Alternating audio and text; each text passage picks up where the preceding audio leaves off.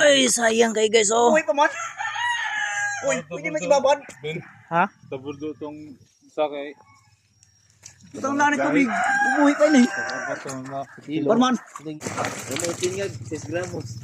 Bugat din bang tingad siguro. Ito, nagparag lawas. Ang ganda eh.